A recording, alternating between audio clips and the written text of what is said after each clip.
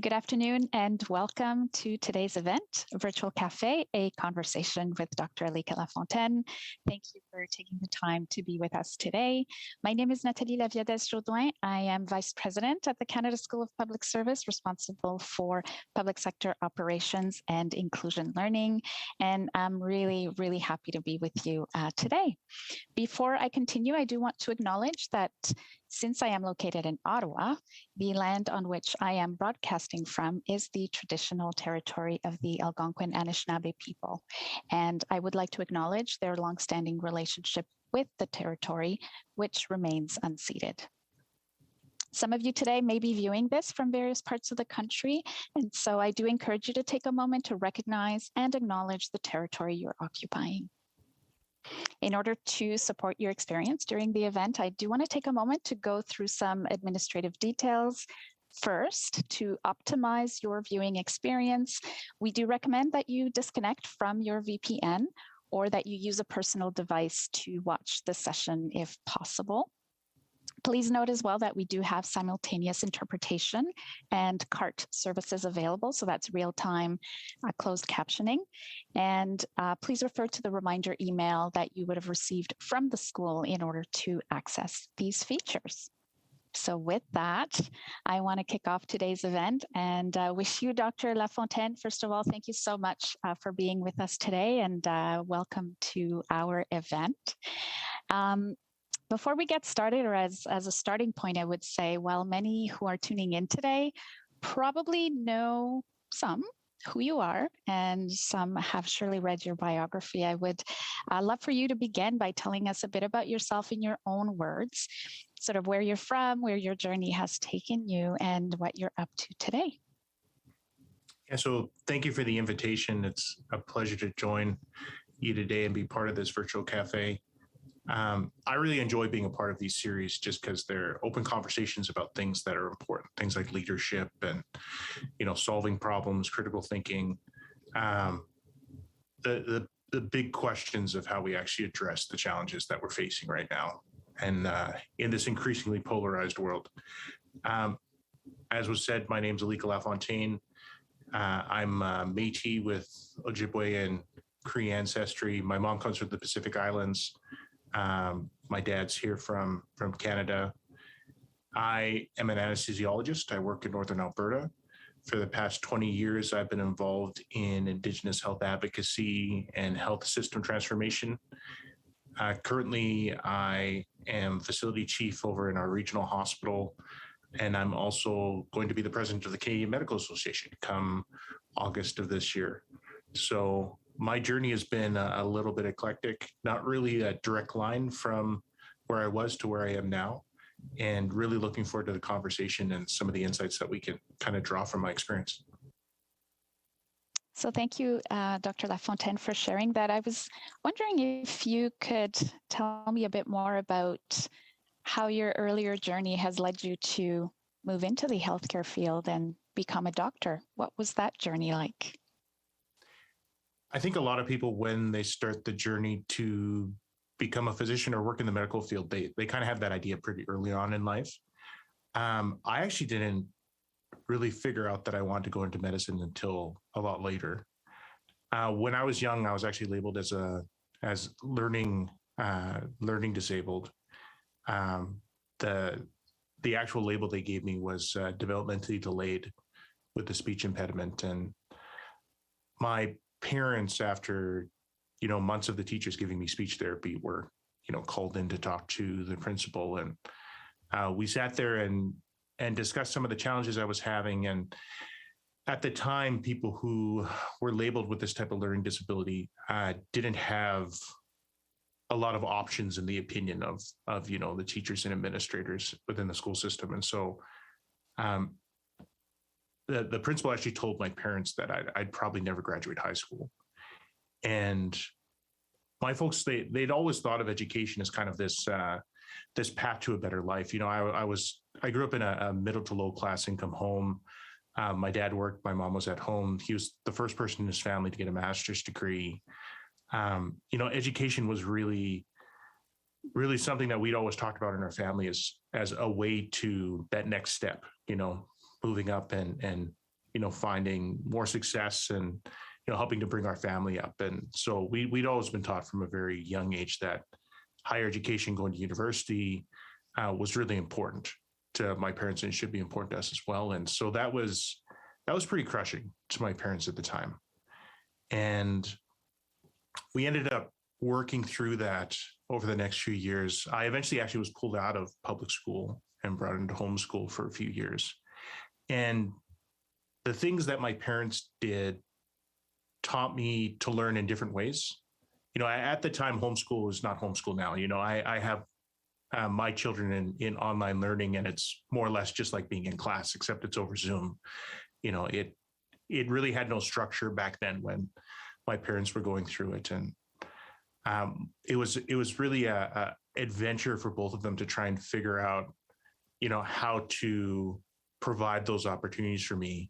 I ended up graduating high school early, at age 15. I was 16 when I entered into my bachelor's of science. I ended up having a friend who had a bit of a bet with me on writing the medical college admissions test. So I kind of wrote it on a dare, to be honest.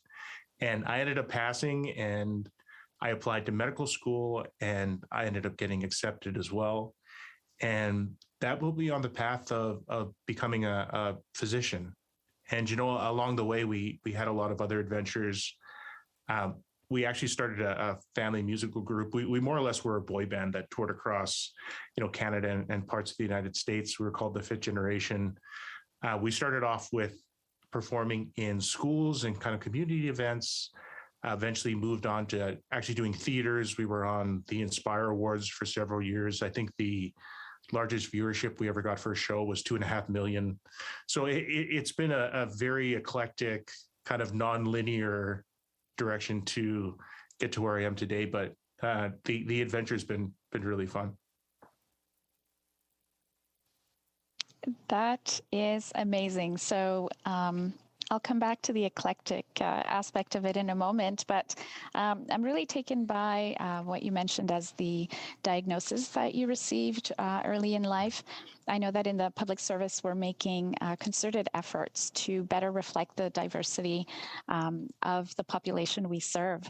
And when we're looking at diversity and looking at it from, multiple perspectives and intersectionalities, we're looking at diversity of, experience, of background, ethnicity, culture, gender, race, and we're making particular efforts as well to attract more neurodiverse candidates. It's an area that I think as a public service, we need to better educate ourselves on.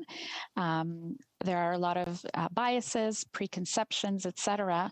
But clearly, these are not hindrances to one to be able to succeed, as your particular example demonstrates. And so as public servants are hearing this and listening to your journey, I'm wondering, what advice might you give, or what message do you want to relay to public servants around as we look to diversify our workforce and what we might need to sort of focus on to help provide more opportunity as opposed to putting barriers in place? Mm-hmm.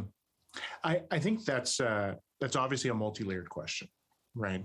I think that there are a lot of things everyone can do. There are a few things that people can do well. And then there's a small group of things that people just do amazing at. And I think when you look at the different opportunities within the public service, it's important to differentiate between those things. I think when we talk about meritocracy, we often conflate that with the actual necessities of the job itself. The truth is, even as an anesthesiologist, I could probably train you to do a general anesthetic, in a fairly short period of time. I'd say less than a month. And consider that I was in school for 9 years to become an anesthesiologist, working fairly long hours and kind of heavy clinical exposure. That being said, that doesn't mean you can deal with the emergencies that come up with anesthesia. That doesn't mean that you can deal with the highly complex anesthetics, which are different than, the more straightforward ones. And within our jobs, we often conflate kind of that higher end of acuity, that higher end of expertise with all the work that gets done. I think there's a place for people in the majority of systems, and if we think of it as thresholds versus, check marks or these hoops that people have to jump through, we'll probably be better equipped to create those spaces for other people. And everyone has a different role. Not everybody wants to be the public speaker. Not everyone wants to be the one making the final decision. There are people who are happy to be role players. There are people who are happy to, do different things that maybe aren't as in front or behind. So I think diversity is really about finding those places for those individuals. In my own employment history, I mean, I obviously was in the boy band. I've been a physician, but I've also been a bellboy at a hotel as well as switchboard. I built websites for a few years as part of a startup. I've been a keynote speaker as well as a lot of things in between. And all those jobs, I mean, they all have a different mix of skills that I think many different people could fulfill. And if we come in with a frame where we're trying to find that fit versus kind of doing this arbitrary, you're in, you're out type of way of looking at individuals, I think we'll get a lot closer to the diversity that we're looking for. I think diversity and inclusion within systems is really two parts. One is finding that place where someone can thrive, but then the other one is keeping in mind that when we serve the public, especially within the public service, having individuals who reflect who the public are is really important so people can see themselves. I still remember the first time that I saw an Indigenous physician. It opened my mind to different possibilities. I really remember this period of time that lasted for a few years immediately after I was labeled as developmentally delayed. And my parents had that conversation where my mom, she was trying to get me out of this funk that I was in, where I was really just absorbing what people thought about me. And that really was my self-image. I wasn't generating anything for myself. I was just taking in, all that negativity and those limitations. And she gave me books to read. And I have to say, I really escaped into those stories because I was reading about people accomplishing things that I wish I could be a part of. And I started reading books of people who had experiences like me, who came from backgrounds like me, who were doing amazing things. And that really unlocked in my mind this limitation I'd put on myself that I could only be this or I could only be that. And like I said at the very beginning, we all can't be, the person at the top of the hill with the deepest level of expertise and the greatest ability to deal with acute crisis. But there's a reason why there's a tip to a peak. You don't actually need everybody there. You just need everybody kind of moving up the mountain together. And I'm really excited, to tell you the truth, as just an average Canadian voter, seeing how the public service has evolved and how it's creating those spaces for people. And if I can just expand upon that, when we were preparing for this event, I recall you mentioning that in many spaces along your journey, you were the only one that looked like you. And it's certainly an experience I can relate to as well. And I'm wondering, there are probably some challenges with that, but probably also some opportunities with being the only one. And I'm wondering if you can talk about a bit of that experience. Yeah, this reminds me of an experience I had early on in medical school, where I remember the first day of class walking in and realizing I was the only Indigenous student that was within my class. And I actually found out that I was the only student across the whole 4 years that were in medical school at the time.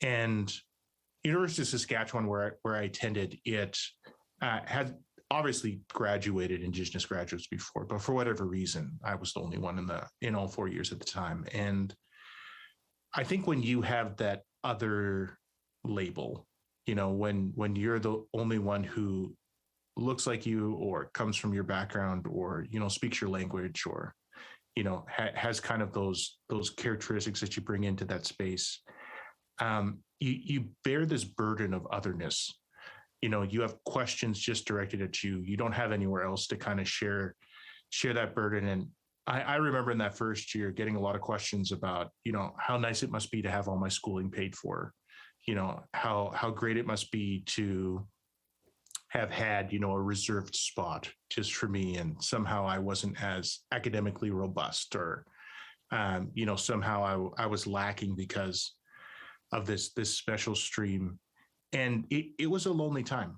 It was a very lonely time. And I remember in the second week of school, we had this one exam. It was in histology and cell biology, which is a class I never really enjoyed. And I, of course, came from like a very high achieving background, having gone to med school. So I was used to good marks and, doing fairly well, walking out of exams and, feeling pretty confident.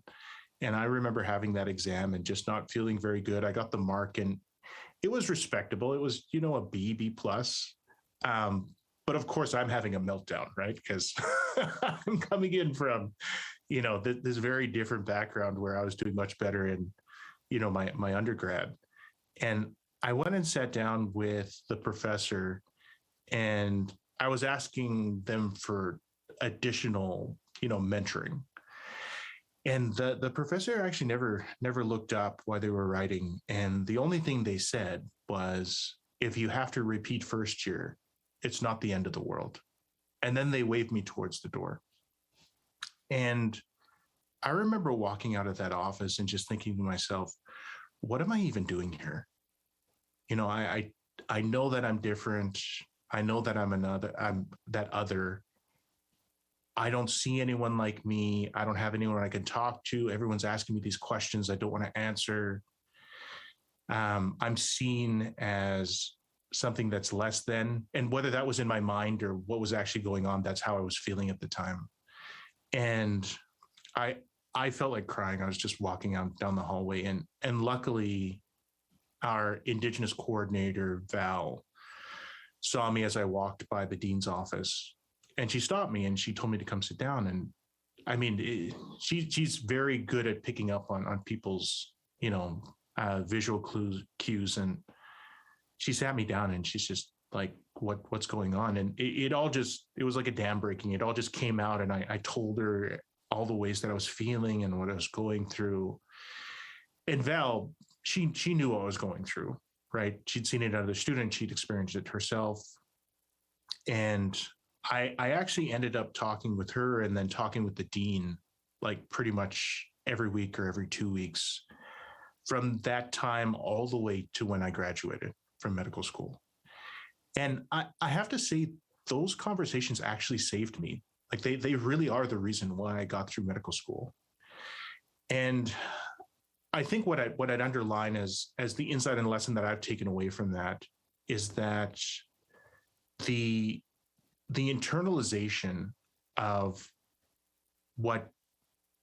how people look at you, is something that we don't often bring out into the front. Like we don't talk about it openly. Within Indigenous medical students, obviously we talk with each other about it, right? But to people who don't understand that lived experience, it's not volunteered most of the time.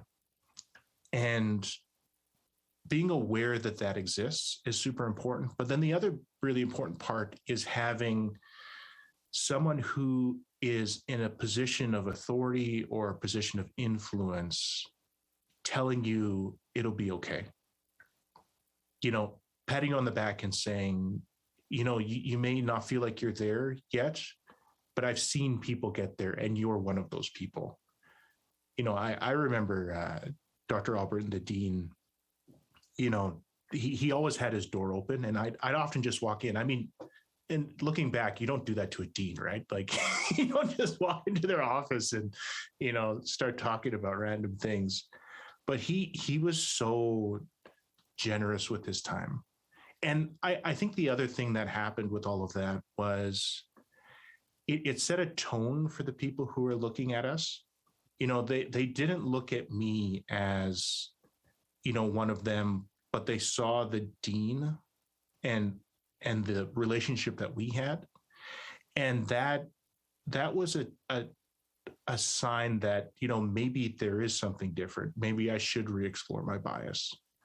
And I think for myself, when I do mentorship, I actually spend a lot of time talking with people about how they feel and just reassuring them like that is a total normal human experience. What you're going through is the same thing I went through. And it's okay to feel this way. It will pass and it'll take you somewhere else. Hmm. So you listed throughout your schooling some examples of comments, we'll call them what they are, microaggressions. Mm-hmm. And you mentioned that it was a very lonely time. And I'm wondering how, and in addition to some of the supports you just listed now, and I do want to delve into the role of mentorship and the role of allyship in this space, but how did you stay the course? Like, where did the resilience come from? Where did you find that to sort of keep on keeping on, despite feeling lonely and despite the microaggressions? So I will say just off the top, I don't think that I'm any better, any less than, anyone else going through the same sort of situation. I don't actually think there's a whole lot of things that are unique about what I went through. There's just different contexts. And, talking a little bit about things that happen outside of medicine, I mean, you often have people who excel in other areas outside of the places where they feel those microaggressions. And I think that's one of the reasons why it's sometimes confusing to people who don't understand that lived experience, that, well, how can that person have those experiences? How can they have those feelings? I mean, I'm performing in front of a crowd at the Forks in Winnipeg of like 40,000. And then, kids my age, like, keep in mind, I'm like 18, 19, like they're lining up for about, I think one of the shows was like an hour of just girls lining up to hug me, right? Like that's obviously like something that, it's a bit of an ego booster, but that doesn't translate into the resilience that you feel within that environment. I've often heard it described as, this armor that you try and put on as a person who's been othered, and you dress yourself up with it over life.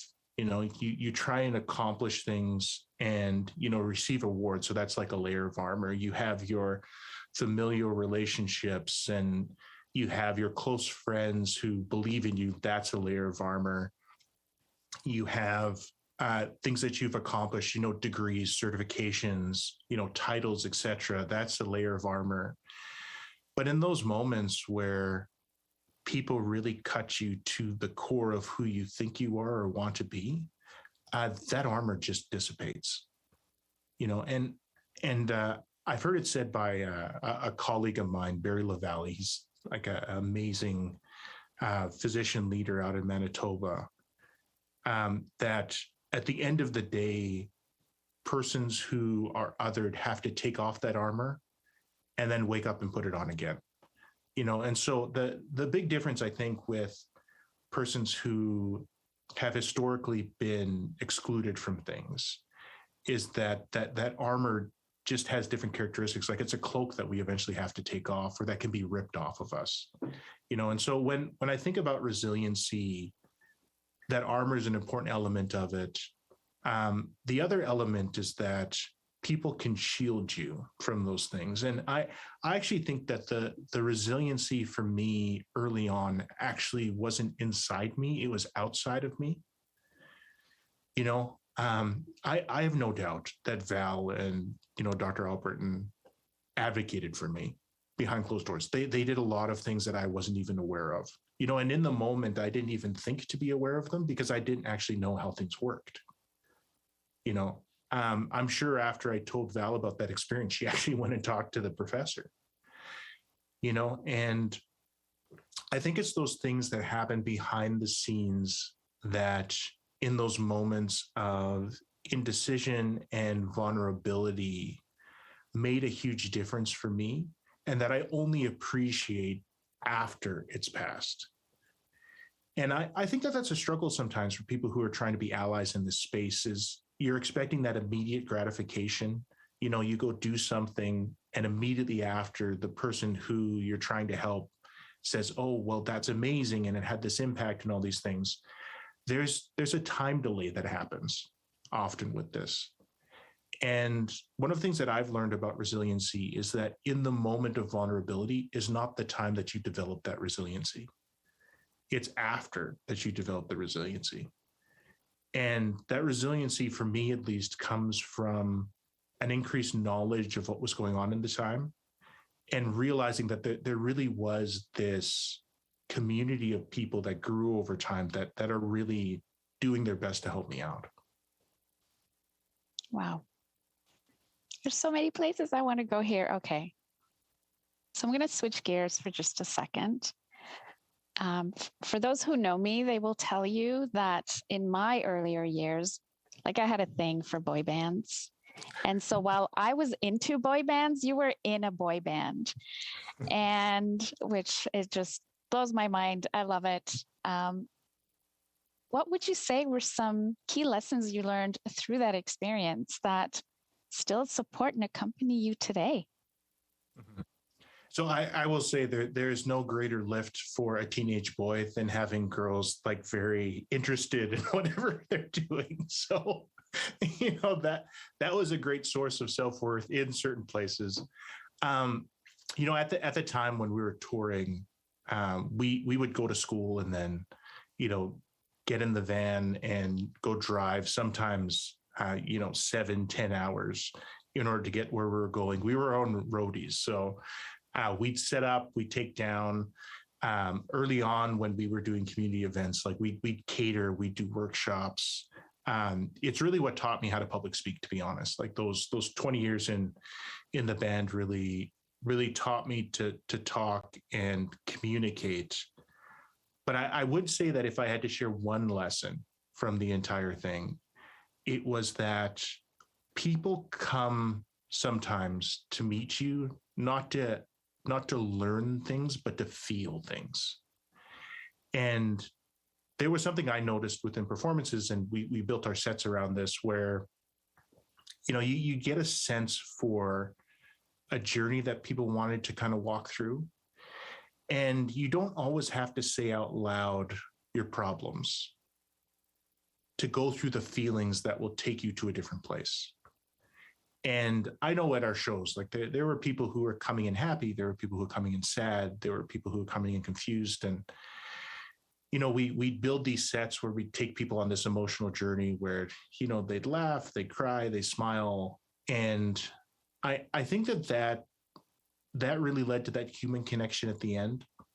It's a very surreal feeling to be involved in something where you could reliably, at the end of it, know that people would come up to you and say, you just really made my week. You really made me think about things in a different way. We'd have times when in the sets where we'd go out and sing to individual people. Like we always tried to find people that seemed like they needed to be sung to, people that needed to feel that connection. And that's really transferred over to a lot of the work that I do right now, where when you're talking, I think people who haven't had a whole lot of experience with keynotes or, that sort of broad connection sometimes feel like they're a failure if they don't have the whole crowd kind of vibing with them and connecting with them. The truth is, at those events, you really just need one or two people to deeply, deeply connect with you to change things, right? And I think that's an amazing thing about public service, is that what you're trying to do is influence society, but to influence society, you actually just need to focus on a few people. And especially in the way that we communicate right now with social platforms and the elevation, I think, of communication, there's of course more polarization, but there's never been a time that a single thought could be spread across a large amount of people faster or more effectively. And taking time like we did in the show to really fashion those moments where people could experience those intense feelings and walk away with different perspectives about how they saw themselves or saw the world.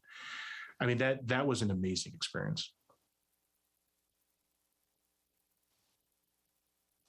And clearly one that resonates in so many aspects still today. So I'm going to fast forward us to today. I mean, you are very much an advocate for, improvements in Indigenous healthcare. And I know that through this work, you've mentioned to me in a previous call that you've had some encounters with the bureaucracy, with government. And I'm just curious if you would share with us some of the lessons learned or experiences with interacting with the bureaucracy, and also some of the parallels that you make between the healthcare system that you're very familiar with and the bureaucracy of which the public servants watching you today are navigating. Mm-hmm. So I'll tell you two stories. One is about Paul Martin. The other one is about Jane Philpott. So I ended up getting to the finals in this competition called Canada's Next Great Prime Minister. And Mr. Martin was one of the four past prime ministers who was sitting there as part of the judges. And, in the final part of the show, we were supposed to have back and forth. They'd ask us questions, we give answers, they kind of give comments. And then in the crowd was a distribution of people that were supposed to mirror the different provinces and territories of Canada. And so they'd vote, whoever won received a cash prize and kind of this title of Canada's next great prime minister. And I made it to the final three, and we were standing there getting our different questions. And Mr. Martin asked me a question about the Clarity Act, and he said, if Quebec had a vote and it was 51% that they wanted to secede, would you let them secede? And obviously, this is a multi-layered question, but I'm a kid and I'm from the West, and I have this idea about what democracy is, which is 50% plus one. And I told him, yeah, of course I'd let them secede. And his face got red. He slammed his fist down on the table, and he actually stood up and said, over my dead body, would Quebec ever leave Canada? And I'm standing there just knowing what I've done. And I remembered a bit of advice from my brother, who's a lawyer. He was in law school. I was in mid school at the time that we were competing. And he had told me, if you get in a fight with one of the prime ministers, just say something super patriotic. And so I'm sitting there thinking to myself, what am I going to say? And I took a few seconds just to collect myself. And I said, Mr. Martin, if Quebec wants to leave Canada, we should not be thinking of all the ways to force them to stay, but instead ask ourselves, why would they want to leave the greatest country in the world? And the crowd went wild. People actually gave me a standing ovation. I think I captured the Quebec vote at that time. And I ended up winning the competition. And, me and Mr. Martin chat after the show. And he shakes my hand and says, if I'm just being blunt, you don't have a whole lot of policy experience, but man, can you work a crowd? And, obviously, like my experience has gotten a lot deeper. I'm not that same person that I was, but me and Mr. Martin have been, partners in different projects, and we've kept in contact, and, are good friends now. But that was one experience of, obviously not having the policy depth to confront the problems, but taking, the societal frame of how we look at these problems, and bringing that into, the actual discussion. Because to tell you the truth, that's how the West looks at, being a part of Confederation, right? The second experience is with Jane Philpott, and shortly after she was elected and was appointed as Minister of Health, I contacted her office. I was president of the Indigenous Physicians Association of Canada at the time. I said, let's sit down and have a chat. And I had a lot of experiences within, First Nation Inuit Health Branch, which at the time was in Health Canada. Indigenous Services Canada hadn't been created. That was still like something that would come later. And I remember sitting down with her. There were two people with her. I had no idea who these people were. They were associate deputy ministers, I found out later. And I just kind of ripped into the system because it was doctor to doctor, right? I was treating her more like Dr. Philpott than I was Minister Philpott. And, these ADMs, they were coming up with answers to everything that I was saying. And so I'd rip that apart with, other kind of constructs. And, just to be honest, ISC has made leaps and bounds towards better ways of delivering care. And at the time, I truly do believe that FNIB, and I think the ADMs knew this too, was in a bit of a rut. Like they were doing things that they knew weren't working, but they didn't know how to get out of it, right? And I remember walking away from that meeting thinking to myself, oh, that was a great meeting. And then looking back, I was like, wow, that was a really bad meeting, based on the interactions that I had with the ADMs. And we ended up starting up a project soon after. And by we, I mean myself, a small group of people, and 150 First Nations from, across 3 provinces. It was called the Indigenous Health Alliance. And we ended up interacting with these ADMs more regularly and meeting more people in the bureaucracy. And I think looking back, those ADMs can probably laugh about that initial meeting. But along the way, we developed relationships and we started having honest conversations. And one of the things that I realized the ADMs and the bureaucracy was struggling with within FNIB was this pervasive feeling of hopelessness, that things couldn't change, no matter how much money was poured into a problem, that end state that people wished for. And there's so many people within the bureaucracy that are just good people, who want the best for Canada and Canadians and Indigenous people. They were really frustrated.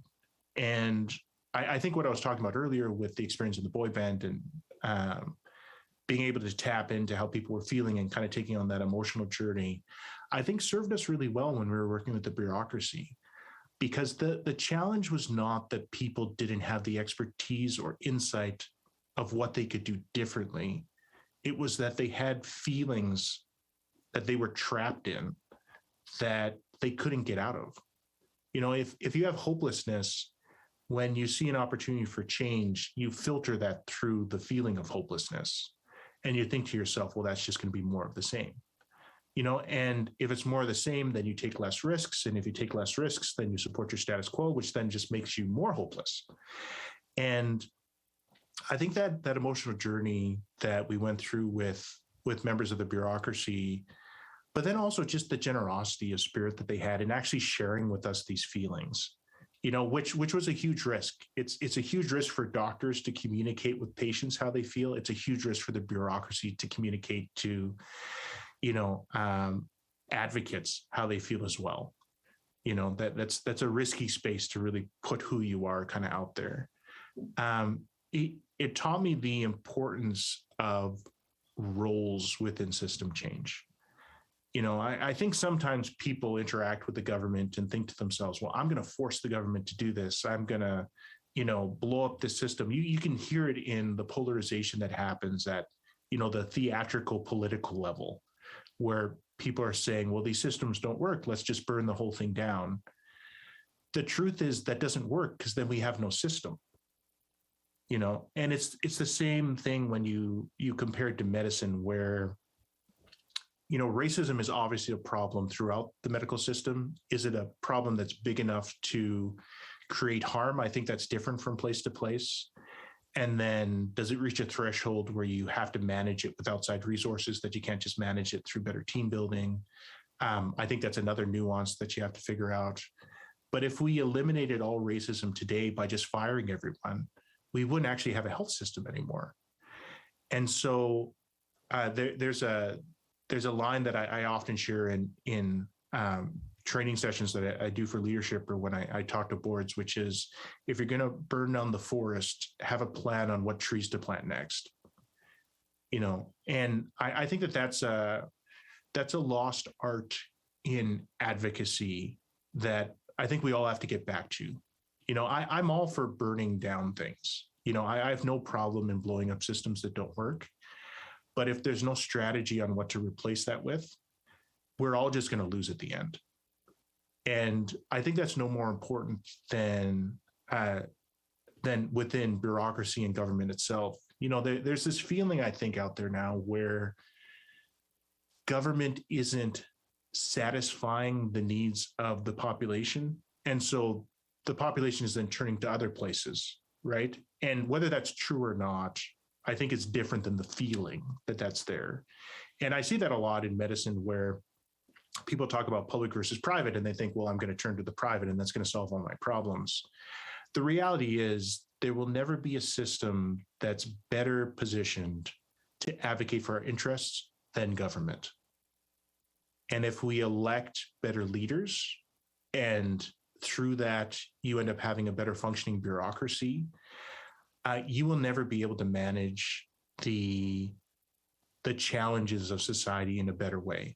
You will never have a higher authority that can go in and, confront these consolidations of power in a way that you can with government. Like you can't depend on private industry to deal with your interests because private industry have their own interests.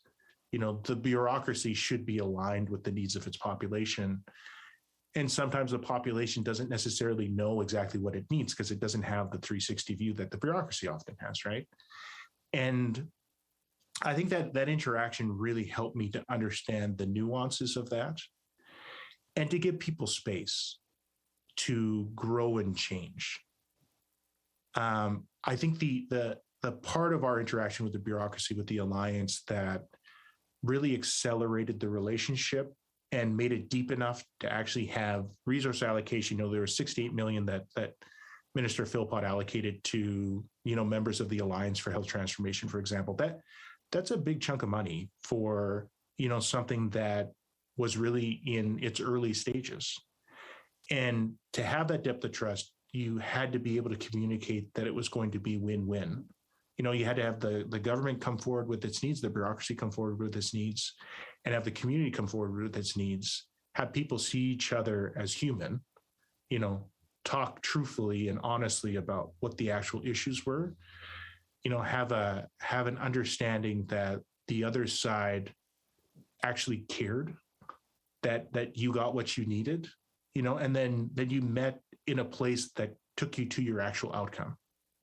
And I think I see that more and more with government, especially within Indigenous health, where I interacted. And I think if we continue in that direction, we are going to solve problems. Like we will reach that endpoint where these problems actually change into the solutions that we're hoping for. What I really, really love about that experience as you related it is the sense that it started off with interacting, a system interacting with the bureaucracy interacting with the system.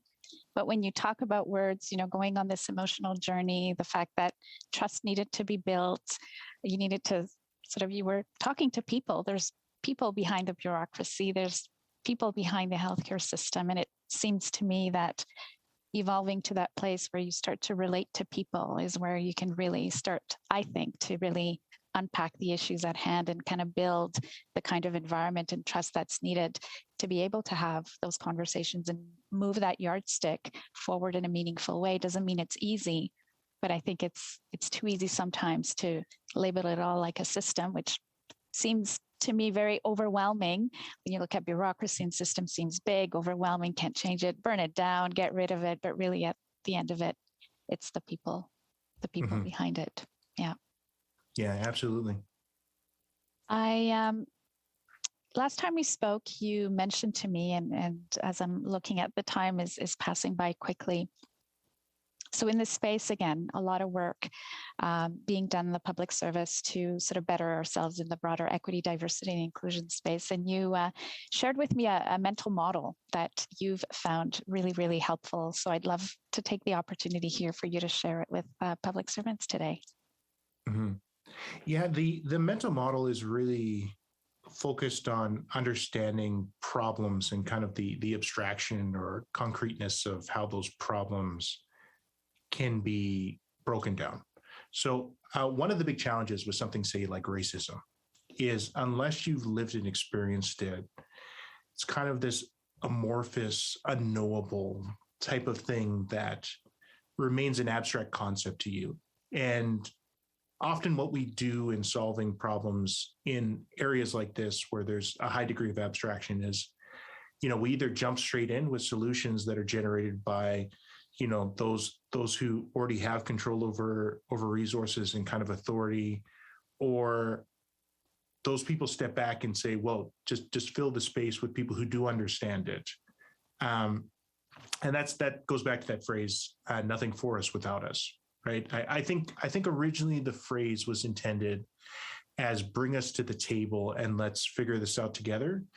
But more and more it seems to be applied like, well, I don't know what's going on, so you just go do it yourself, and especially with, issues within health, and healthcare for Indigenous populations and, Black and other persons of color, as well as all these other, intersectionalities of, gender and sexuality and, socioeconomic status, et cetera, et cetera.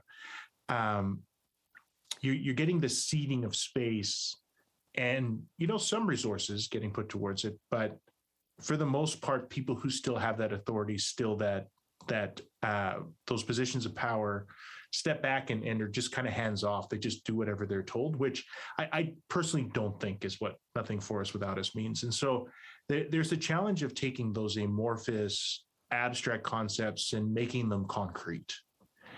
And I think that there's a continuum as you move from that abstract to concrete where, something is unknowable and solvable to it becomes knowable, but it's knowable out there. It's not a problem here. So you acknowledge that the problem exists, but it's not a problem within the place that I have authority or influence.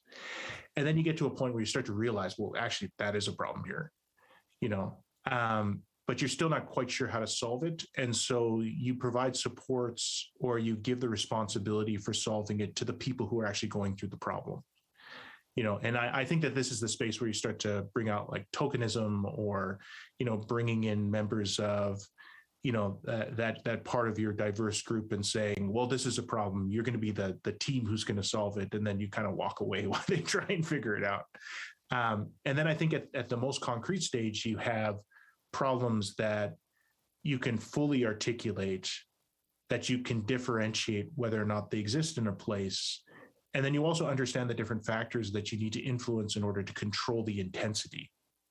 And so truly concrete problems really just have three parts. The first is that you can explain it, but that explainability needs to reach a level where you can predict where it's a problem and where it isn't. And with that predictability comes the ability to then differentiate where to allocate those resources. I talk a lot in conversations like this about thresholds. That problems are everywhere, but is it a problem that's high enough that you need to do something about it? And so that predictability helps you to differentiate between situations where you should intervene and those that you shouldn't. And if you can start to tease that out, then you can start to figure out the factors that make up, the calculus of the problem. What variables do I need to dial up or down in order to manage the intensity?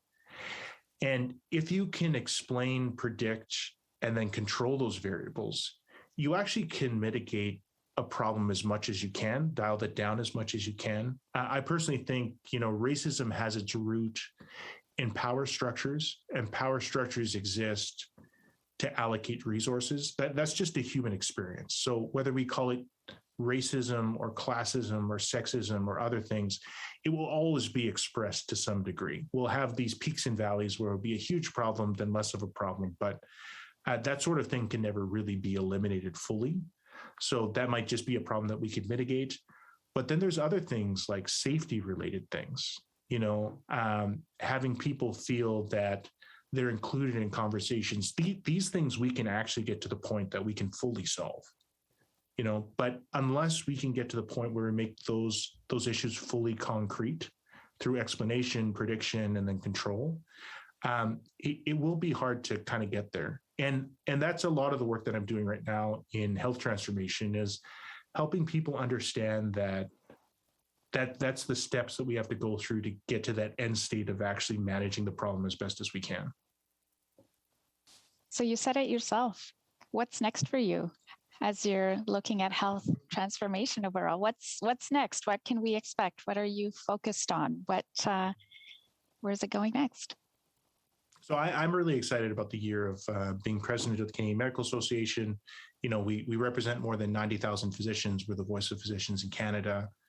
I think there's a lot of great partnerships that the CMA has made with government. We want to deepen and strengthen those. I look at the CMA as, obviously an advocacy group, but also a group that has a special connection with people on the front line, and we can have different conversations. We recently had a conversation about, integrated health human resources plans. And I mean, we've all seen the diagrams from like the World Health Organization where there's like boxes and puzzle pieces and stuff like that.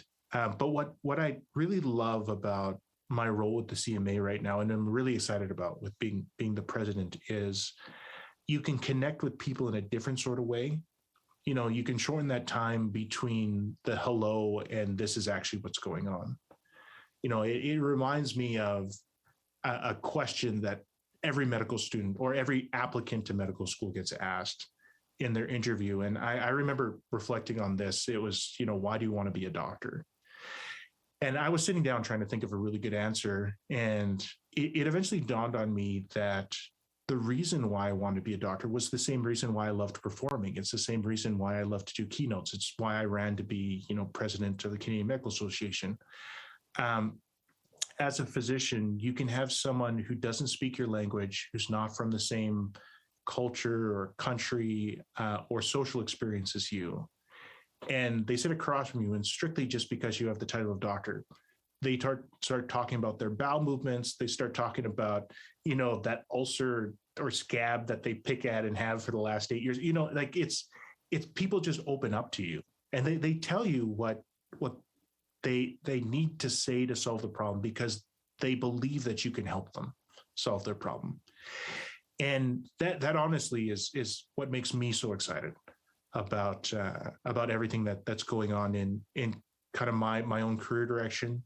There's another kind of side project that I've been working on with my brother Kamea. It's a anonymous reporting platform for harm and waste within healthcare systems. We're mainly focused on racialization. We're kind of building out the network in Ontario. We'll have 6 sites kind of on board, places like Wabano Center, Anishinaabe Health Toronto. Like these are parts of the centers that are a part of the pilot that we're running. But one of the things that I think I can do differently is address the actual problems versus repeat the same cycles of behavior that we seem to be trapped in that aren't taking us to where we need to go. So when you hear anonymous reporting, what you often think is, oh, well, I wonder what extreme situations are going to come out there, what salacious details are going to happen from these things that are going to get reported. But that's actually not what the network's about. The network is about sharing patterns so people can make better decisions and prevent those horrible things from happening. And so I think that's really been a theme of my life is how can I develop, the expertise and competence to have people give me that trust so I could actually help them, and I think that's hopefully where my life continues to go, with the CMA, there's that opportunity, with the other side projects I'm involved in, I've always had that opportunity. And like I said at the very beginning, my life path's been very eclectic. So I'm not really sure where I'm going to end up next, but I do feel that it'll carry on that theme. Honestly, Alika, Dr. Lafontaine, on behalf of the school, on behalf of public servants watching today, and on my behalf, just thank you so much. I could be here for hours. Unfortunately, we don't have hours. You need to get back to your very important work. But I do want to take a moment to sincerely thank you for sharing both many amazing insights in terms of your journey, telling us about some other very cool facets as well, like, yes, being in a boy band. I have to say it. I never get to say this in events. And also winning the Canada's great Prime Minister. I mean, it's just so eclectic and I love it. But honestly, thank you for your leadership, of course, in your field, your leadership when it comes to equitable healthcare for Indigenous peoples. But I would say leadership overall. And I think as a model, that all of us can seek inspiration from. And I think we all can't wait to see where that eclectic journey will continue to take you in the future. So thank you so much for that. And I'll also take the opportunity for those who are watching us today to thank you for being with us today. And just a reminder that your feedback is really, really important to us. And so we will ask that you please complete the questionnaire that you'll be receiving after this event. And to let you know that we have other great school events coming up. And so we encourage you to check regularly and often our website to look at future events and learning opportunities that will be coming up. So with that, thank you to everyone. Thank you again, Dr. Lafontaine. And à la prochaine tout le monde. Merci.